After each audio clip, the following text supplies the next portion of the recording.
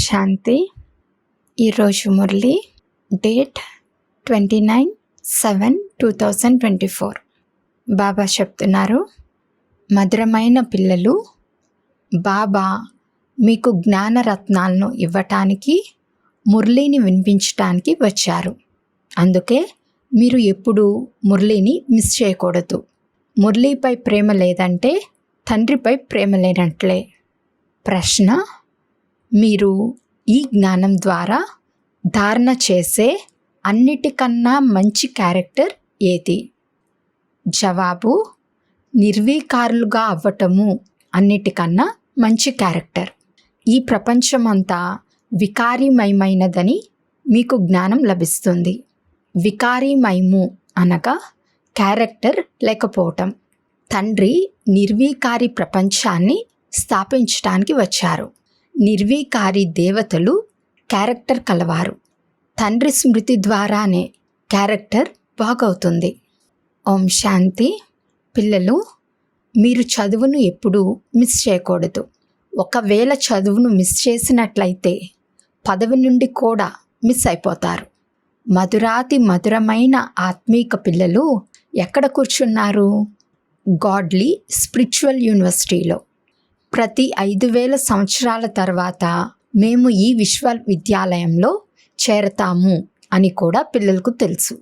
తండ్రి మనకు తండ్రి కూడా, టీచర్ కూడా మరియు గురువు కూడా అని కూడా పిల్లలైన మీకు తెలుసు.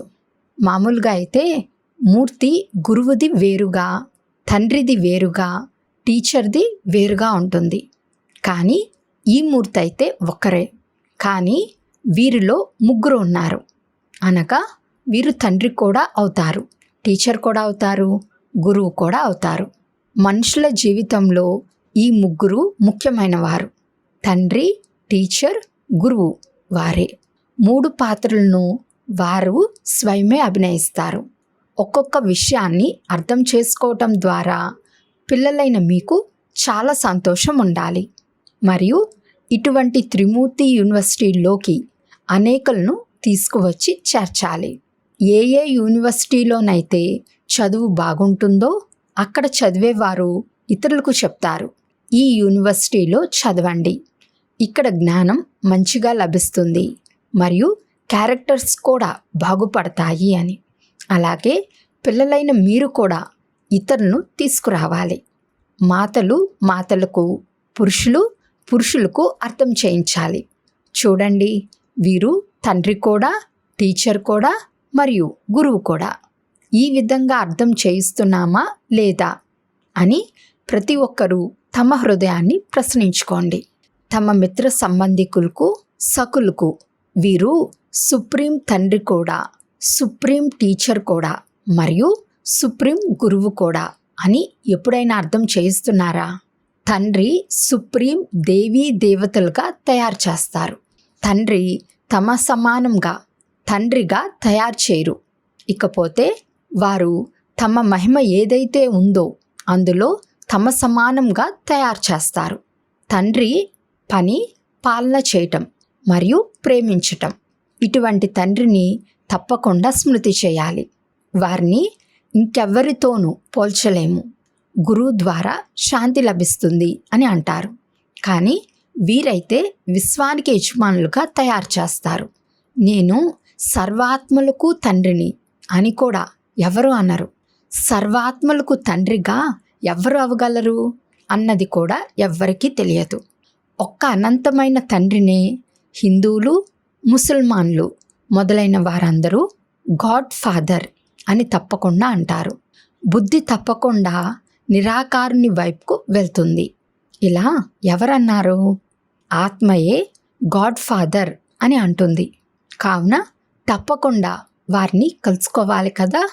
కేవలం తండ్రి అని అంటూ వారిని ఎప్పుడూ కలుసుకోకపోతే వారు తండ్రి ఎలా అవ్వగలరు? మొత్తం ప్రపంచంలోని పిల్లల ఆశ ఏదైతే ఉందో దానిని వారు పూర్తి చేస్తారు. మేము శాంతిధామానికి వెళ్ళాలి అన్న కోరిక అందరికీ ఉంటుంది. ఆత్మకు ఇల్లు గుర్తుకు వస్తుంది. ఆత్మ రావణ రాజ్యంలో అలసిపోయింది. ఇంగ్లీష్లో కూడా ఓ గాడ్ ఫాదర్ మమ్మల్ని లిబరేట్ చేయండి అని అంటారు. తమో ప్రధానంగా అవుతూ పాత్రను అభినయిస్తూ శాంతిధామానికి వెళ్ళిపోతారు. ఆ తర్వాత మొదట సుఖధామంలోకి వస్తారు.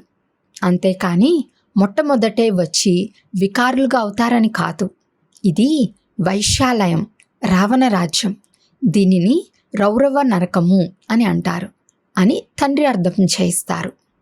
భారత్లో లేక ఈ ప్రపంచంలో ఎన్ని శాస్త్రాలు, ఎన్ని చదువుకునే పుస్తకాలు ఉన్నాయి? ఇవన్నీ అంతమైపోతాయి. తండ్రి మీకు ఈ కానుకను ఏదైతే ఇస్తారో ఇది ఎప్పటికీ తగలబడదు. ఇది ధారణ చేయవలసినది. పనికిరాని వస్తువు ఏదైతే ఉంటుందో దానిని తగలపెట్టడం జరుగుతుంది. తగలపెట్టేందుకు జ్ఞానం శాస్త్రమేమీ కాదు. మీకు జ్ఞానం లభిస్తుంది. దాని ద్వారా మీరు 21 జన్మలు పదవిని పొందుతారు. దీనికి సంబంధించిన శాస్త్రాలను తగలపెడతారని కాదు. అలా కాదు. ఈ జ్ఞానం దానంతట అదే కనుమరుగైపోతుంది. ఇక్కడ ఇది చదువుకునే పుస్తకమేమీ కాదు. జ్ఞాన విజ్ఞాన భవనం అన్న పేరు కూడా ఉంది. కానీ దానికి ఆ పేరు ఎందుకు వచ్చింది, దాని అర్థం ఏమిటి అన్నది వారికి తెలియదు. జ్ఞాన విజ్ఞానముల మహిమ ఎంత భారీ అయినది.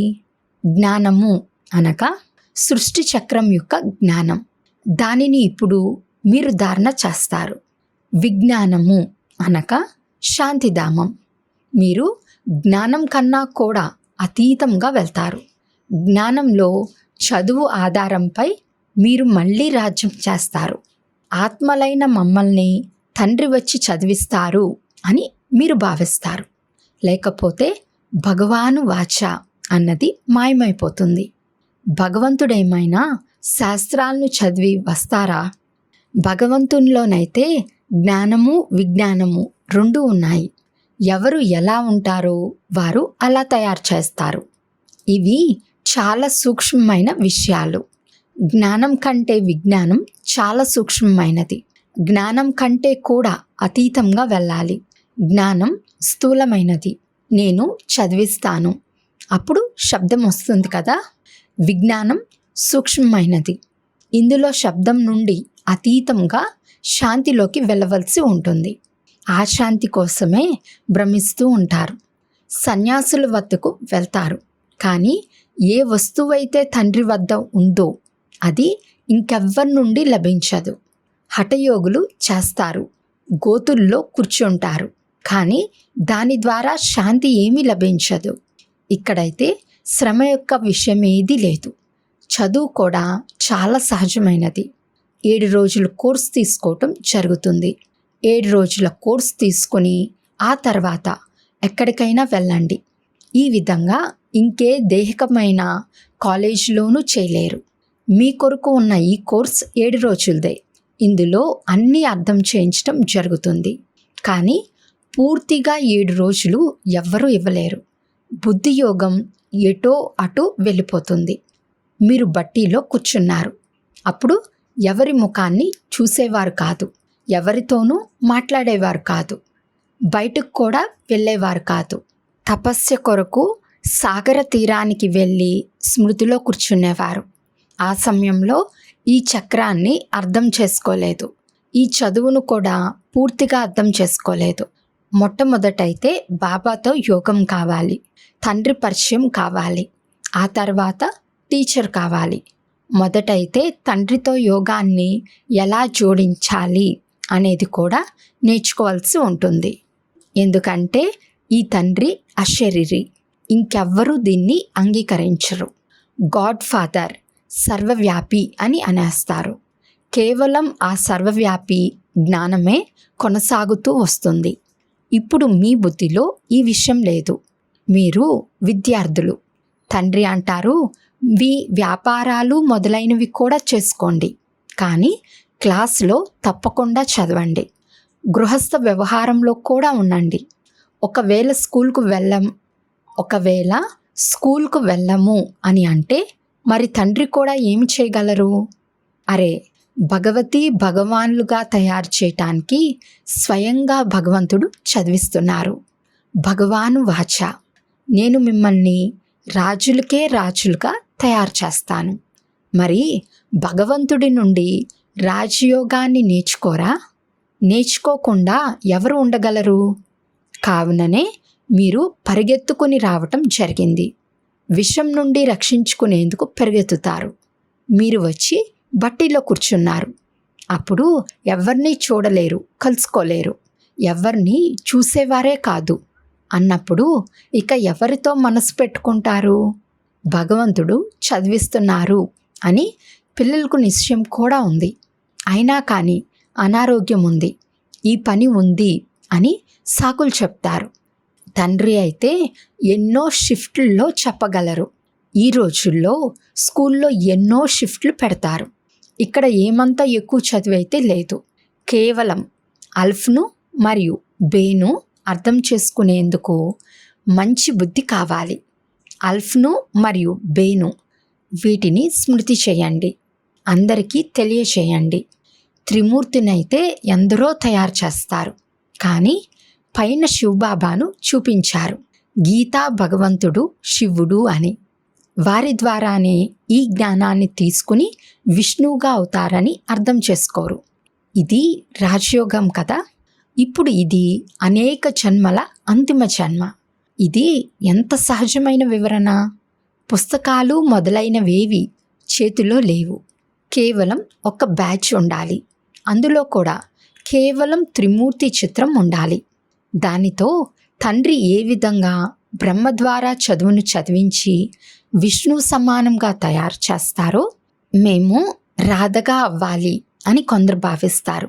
కల్సమైతే మాతలకు లభిస్తుంది. అనగా రాధ యొక్క అనేక జన్మల అంతిమంలో ఆమెకు కల్సం లభిస్తుంది. ఈ రహస్యాన్ని కూడా తండ్రే అర్థం చేయించగలరు. ఇది ఇంకే మనుషు మాతృలకు తెలియదు. మీ వద్దకు సెంటర్కు ఎంతోమంది వస్తారు. కొందరైతే ఒకరోజు వస్తారు, మళ్ళీ 4 రోజులు రారు. అప్పుడు వారిని అడగాలి, ఇన్ని రోజులు మీరేం చేసేవారు? తండ్రిని స్మృతి చేసేవారా? స్వదర్శన చక్రాన్ని తిప్పేవారా? ఎవరైతే చాలా ఆలస్యంగా వస్తారో వారికి రాసి మరీ అడగాలి. కొంతమంది ట్రాన్స్ఫర్ అయి వెళ్తారు. అయినా కానీ ఏదో ఒక సెంటర్కి చెందిన వారిగా తప్పకుండా ఉంటారు. తండ్రిని స్మృతి చేయాలి మరియు చక్రాన్ని తిప్పాలి అని వారికి మంత్రం లభించింది. తండ్రి అయితే చాలా సహజమైన విషయాన్ని తెలియజేశారు. ఉన్నవే 2 పదాలు, మన్మనా భవ, నన్ను స్మృతి చేయండి మరియు వారసత్వాన్ని స్మృతి చేయండి. ఇందులో మొత్తం చక్రమంతా వచ్చేస్తుంది. ఎవరైనా శరీరం వదిలితే అప్పుడు ఫలానా వారు స్వర్గస్థులయ్యారు అని అంటారు. కానీ స్వర్గం అంటే ఏమిటో ఎవ్వరికీ తెలియదు. అక్కడ రాజ్యం ఉంటుందని ఇప్పుడు మీరు అర్థం చేసుకున్నారు. పైన ఉన్న వారి నుండి కింద ఉన్న వారి వరకు, షౌకారుల నుండి పేదల వరకు అందరూ సుఖంగా ఉంటారు. ఇక్కడైతే ఇది దుఃఖపు ప్రపంచం, అది సుఖమయమైన ప్రపంచం. తండ్రి అయితే చాలా బాగా అర్థం చేయిస్తారు. ఎవరైనా దుకాణదారులైనా ఇంకా లేక ఇంకేమైనా కానీ చదువు విషయంలో సాకులు చెప్పటం బాగా అనిపించదు. వారు రాకపోతే వారిని అడగాలి, మీరు తండ్రిని ఎంతగా స్మృతి చేస్తున్నారు? స్వదర్శన చక్రాన్ని తిప్పుతున్నారా? తినండి, తాగండి, తిరగండి, దానికి వద్దనేమి అనటం లేదు. అలాగే దీని కొరకు కూడా సమయాన్ని కేటాయించండి. ఇతరుల కళ్యాణంను కూడా చేయాలి. ఎవరికైనా బట్టలు ఉతికే పని ఉన్నట్లయితే వారి వద్దకు ఎంతోమంది వస్తారు. ఆ వచ్చిన వారు ముసల్మాన్లైనా, పారసీలైనా, హిందువులైనా వారికి ఇలా చెప్పండి, మీరు స్థూల వస్త్రాలను ఉతికించుకుంటారు, కానీ మీ ఈ శరీరం ఏదైతే ఉందో అది పాత మురికి పట్టిన వస్త్రం వంటిది. ఆత్మ కూడా తమో ప్రధానంగా ఉంది. దానిని సతో ప్రధానంగా, స్వచ్ఛంగా తయారు చేయాలి. ఈ ప్రపంచమంతా తమో ప్రధానంగా, పతితంగా, కలియుగంగా, పాతగా ఉంది.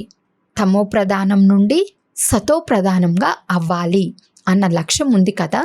ఇప్పుడిక చెయ్యండి, చేయకపోండి, అర్థం చేసుకోండి లేక చేసుకోకపోండి, ఇక మీ ఇష్టం.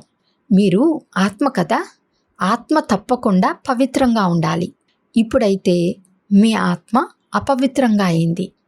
ఆత్మ మరియు శరీరం రెండూ మురికి పట్టి ఉన్నాయి. వీటిని శుభ్రం చేయటానికి మీరు తండ్రిని స్మృతి చేయండి.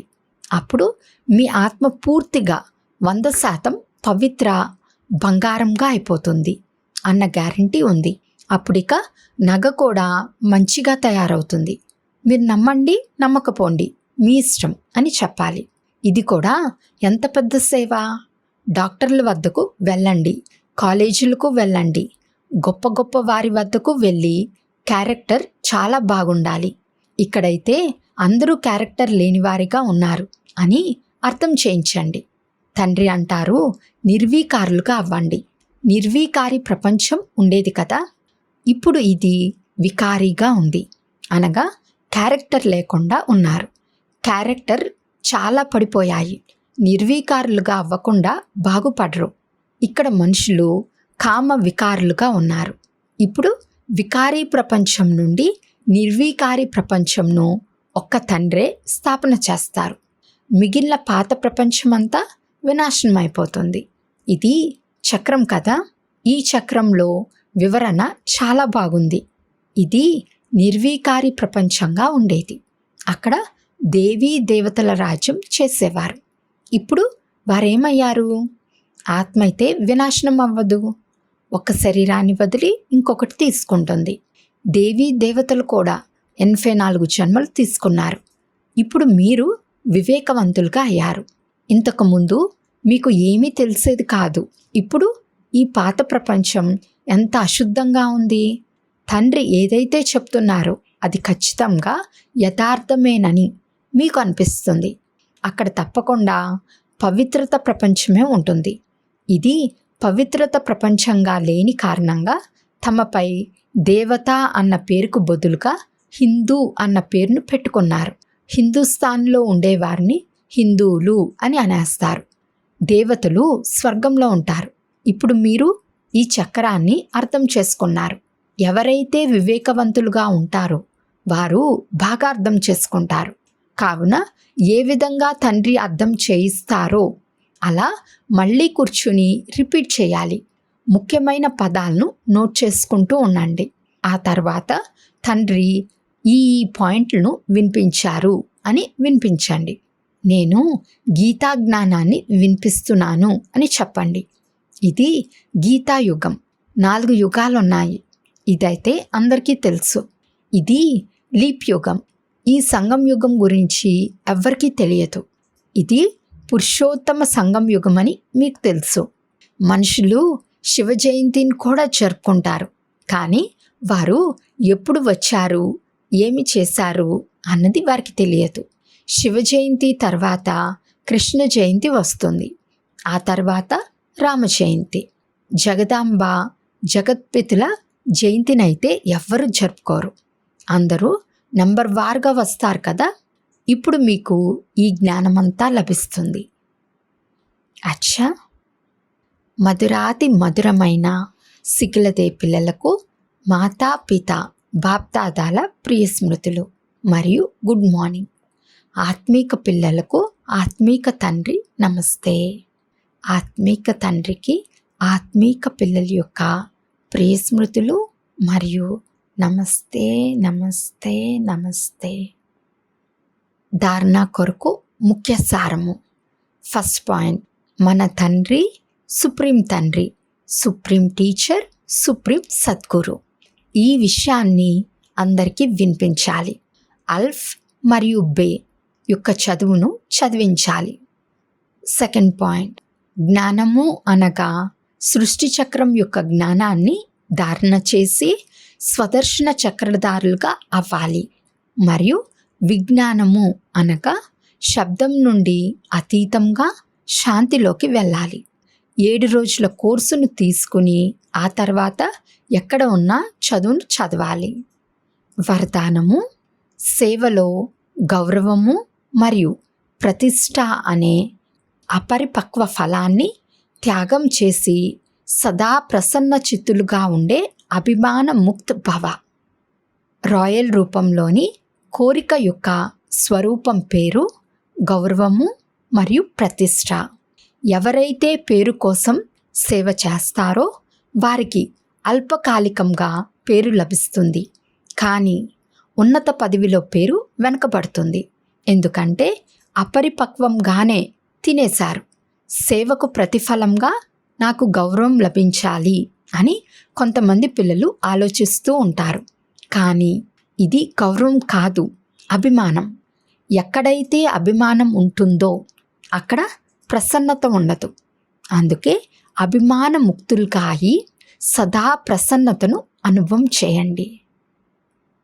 స్లోగన్: పరమాత్మ ప్రేమ యొక్క సుఖాన్ని ఇచ్చే ఉయ్యల్లో ఊగుతూ ఉన్నట్లయితే దుఃఖపు అల రాలేదు.